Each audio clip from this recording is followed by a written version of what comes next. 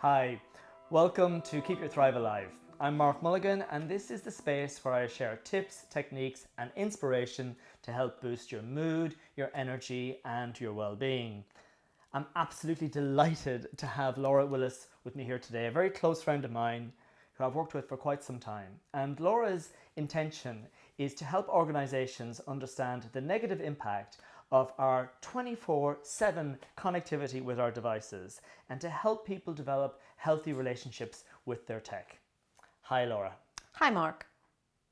And you have your own personal journey that you've been on, and you mentioned about your own mental health. And Shine Offline was really inspired by your own personal experience and reaching a bit of a wall or a breakdown yourself. I don't know, are you comfortable sharing some of that story? Certainly. Yeah.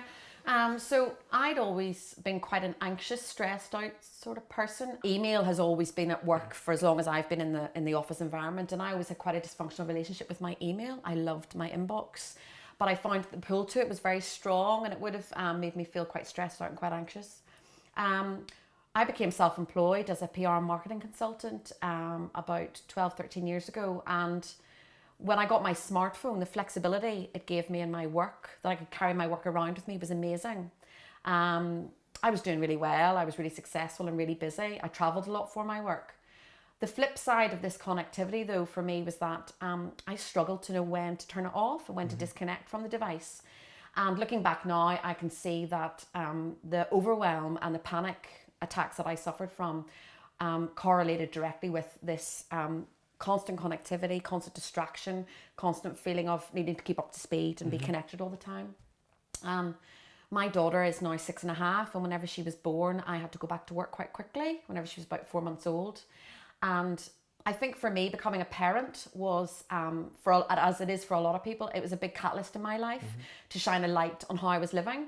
And it was whenever Sadie came along that I started to really see this phone is controlling me, and I don't know when to put it down, and she needs my attention, and I can't give it to her because I'm pulled away, be it to clients on the inbox or to my social media feeds or whatever it might be.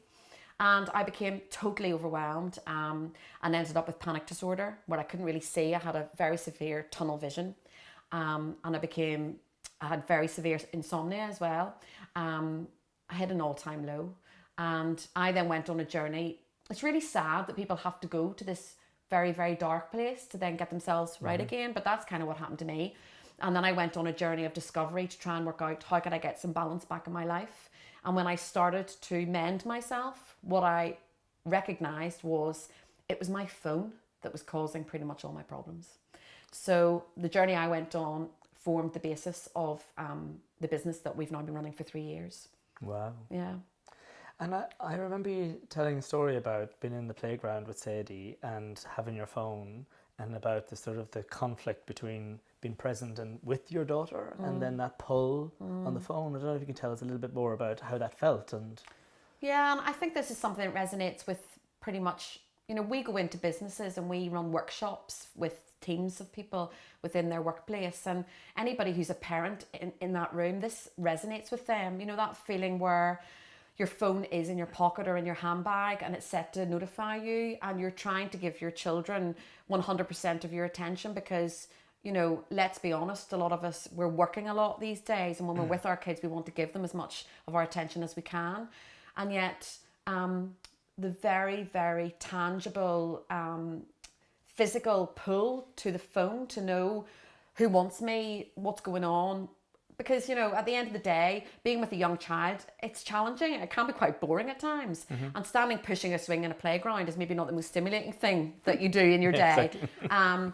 But there's definitely conflict there with the guilt that I was feeling around, she's now 4 months, 5 months, she's sitting up. She can really engage with me. She's eating. We're sitting here together. She's having lunch. She wants my attention. She wants the phone. Yeah. And, the fact that she wanted the device, that for me was a massive game changer, because it was like, this thing is amazing and it is magical. And my child can see that, but she can also see how important it is to me. Yeah. And she wants that attention. So becoming a mother was definitely the thing that helped me look in the mirror and really be honest with myself about how I was living and how I was spending my time and where I was placing my attention, which looking back now was not where I wanted to be putting it really. You so incredibly believe in what it is that you're doing. Like you can see the negative impact in people around you, but also having experienced it yourself. And something happens in people when they have a sense of purpose, something greater than themselves that they're contributing to. Yeah. What I'm doing now is fundamentally so rich. Like when we go out and work with teams, we can see the light bulbs going off in the room, the reaction we get from people. Oh my God, thank you so much for creating the space for me to reflect on my own life. And you must get this as well, you know, because people are just on this treadmill and they don't have time to stop. And what you and I are doing is giving them that space, that permission to stop and think about their own lives and see how they can improve it for themselves. It's such a privilege to be in. All the time it comes out. It's like people say, I just never take the time to pause, to reflect and take stock. Like what's important? Exactly. Why am I doing all of this stuff? Yeah. Like we are human beings, not human doings, but we're sort of so caught up in this treadmill of like doing stuff and busy. I suppose what I want to do is I want to get to people before they get to that place. Yeah. Do you know what I mean? You know, it is a bit of a shame that you have to go to the lowest point to then build yourself back up again, and that's when the light bulbs happen, etc. You have to swim through the dark water to get to the gold coins. You don't need to feel completely overwhelmed and stressed out and anxious by your technology and this constant world that you're living in and then make a change. You can just start making a change now. Yeah. What are sort of like the top tips that you'd recommend either to an individual or to an organization to develop a healthier relationship with our tech, specifically with our phones? Flexibility is a massive, it's something that a lot of employees want. They want to have flexibility in their working life, so that there's a blend. And for me, that's great, but it's quite hard to do in our digital world because a lot of people have one phone. And they maybe get that phone through work as a benefit. And it's a lovely, shiny, quite expensive handset. So they think, well, I'm not going to spend money on getting another phone. I'm just going to do everything on this one. But what that means is that your whole life is in that one piece of technology. So it's very difficult to put some boundaries in place for yourself. And I've recently been trying to take that concept of the phone, of everything in your life being in the one handset, and put it into sort of a scene, like a scene from a film or something. And for me, getting two phones was one of the biggest game changers for me because it meant... So you have two phones yourself? Yeah. Okay. Like, I mean, I can't imagine... See if I had one phone, I wouldn't be here. Hand on heart, I wouldn't be here because I wouldn't be able to have boundaries. Right. Now I can choose to turn that phone off, to turn that phone on, to, you know... It's a weekend, my work phone is away. I'm on holiday, I've got no phone with me.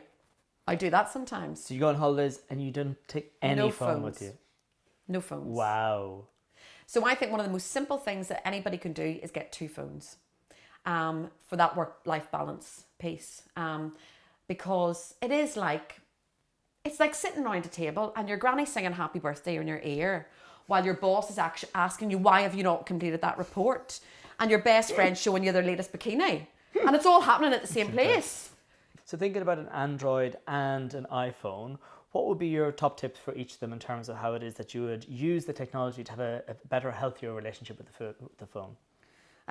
Well, with the new digital wellbeing features that are now embedded within the handsets, everybody who's got an iOS, an Apple phone or an Android can go in and start to really understand and analyse their behaviours when it comes to the phone, because now you can go in and it'll show you were on your phone 8 hours today, 4 hours of that was spent on Twitter, 1 hour was on WhatsApp. So you can analyse when were you doing that to maybe start to understand.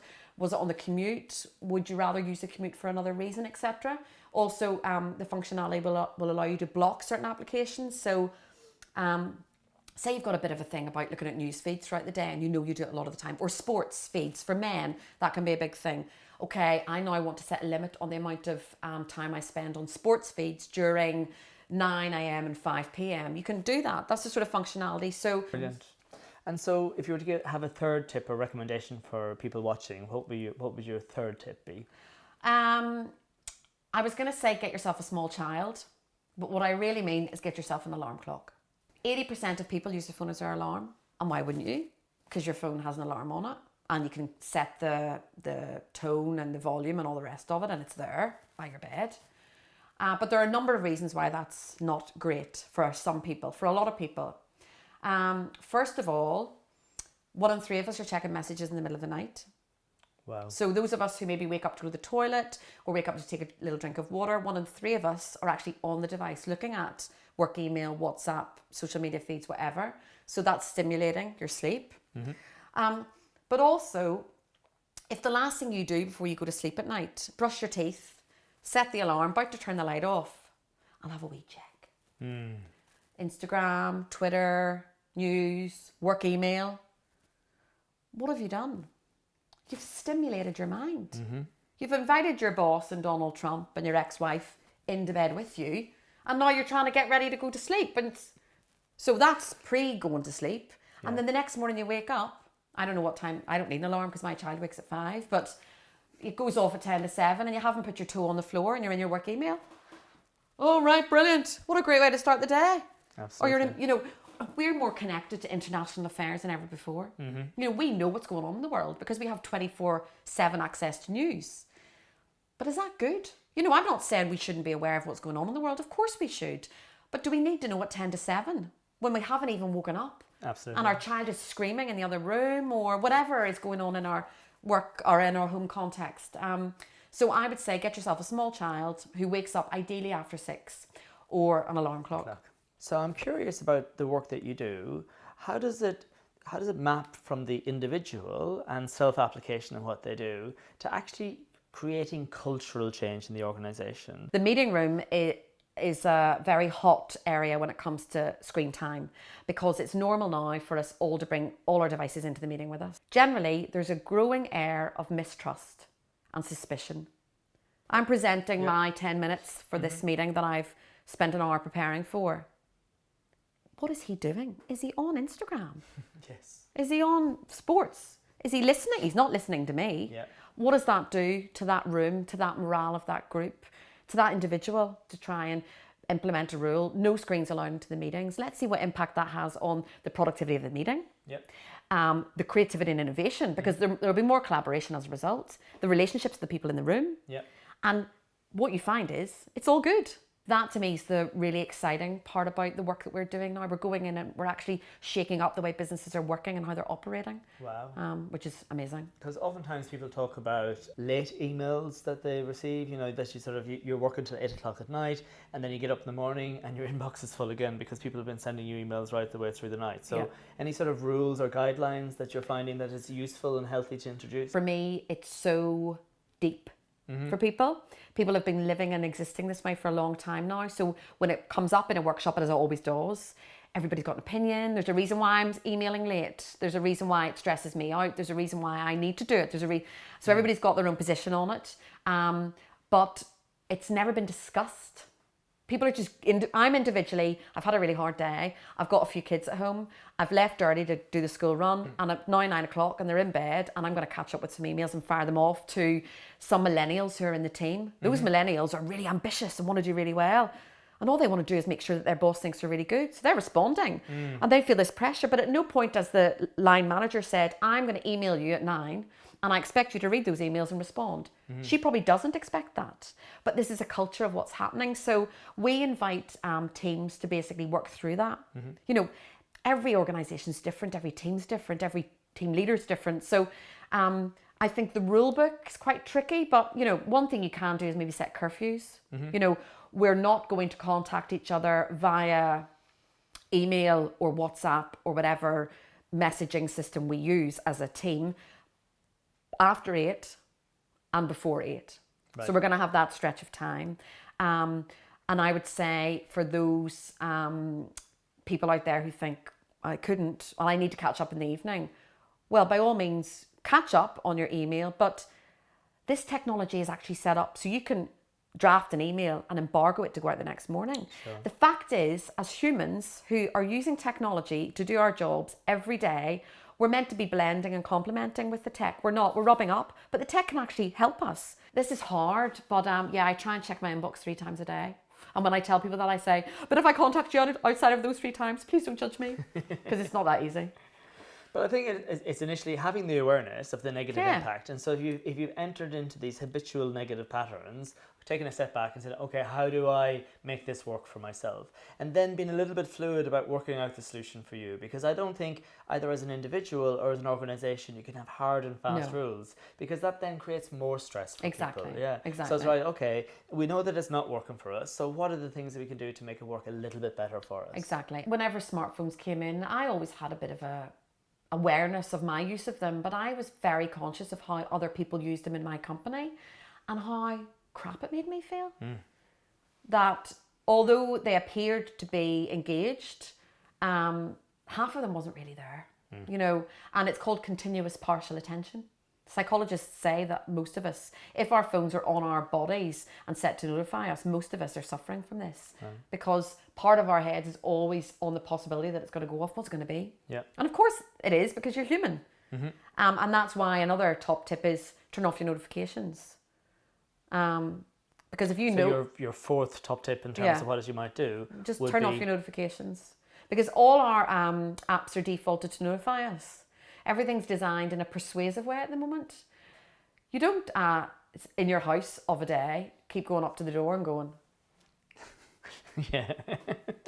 That's that thing of people constantly, oh, nothing there. Checking it.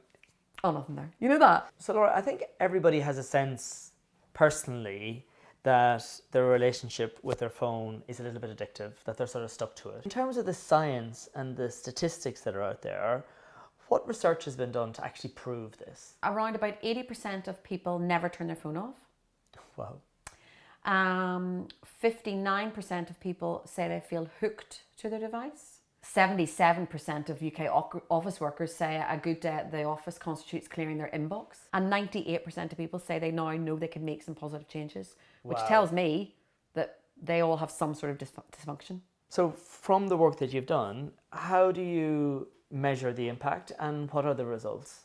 The latest data is over 40% say following 90 minutes with Shine Offline, their well-being has improved. Right. 44% work-life balance has improved. I think it's 31% seeing their sleep improving.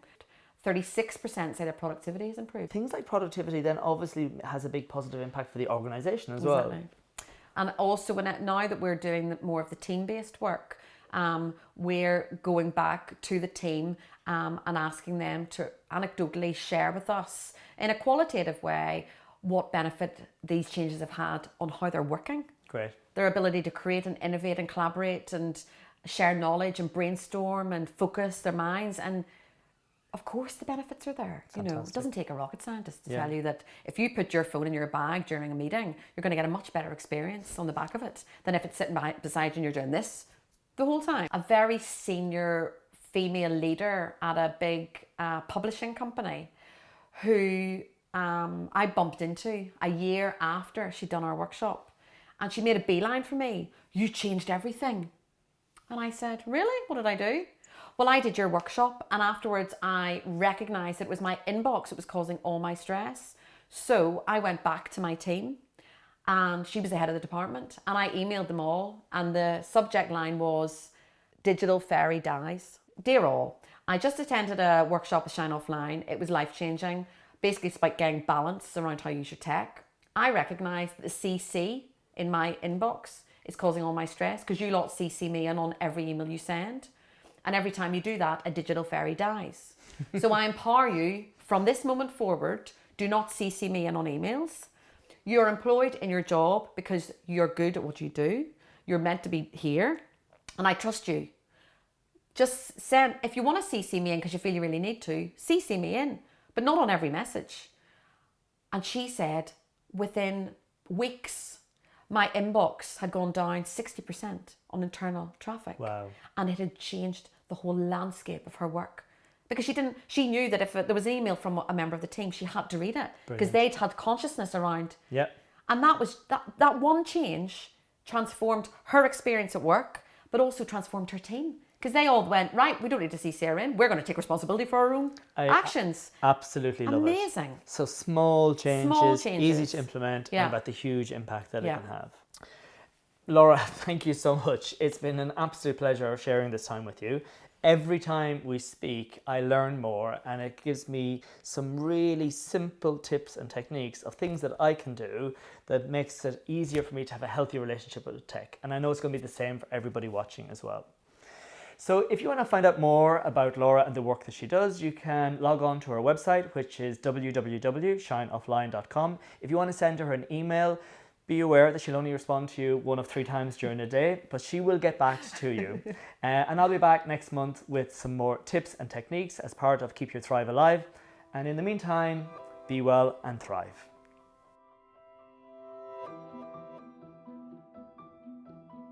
And her intention is to help organizations understand the negative impact that our 27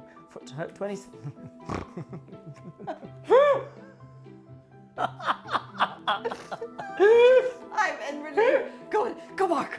Come on. You're nearly there. That was really good. Oh, man.